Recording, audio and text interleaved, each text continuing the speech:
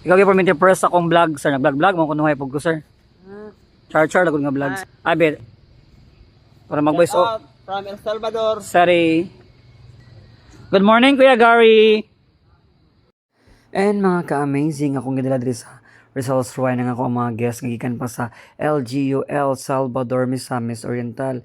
So dinhi sa sulod sa Rizal Shrine mga ka-amazing atong makita ang mga karaan ng mga gamit ug uban ng mga nabuhat ni Dr.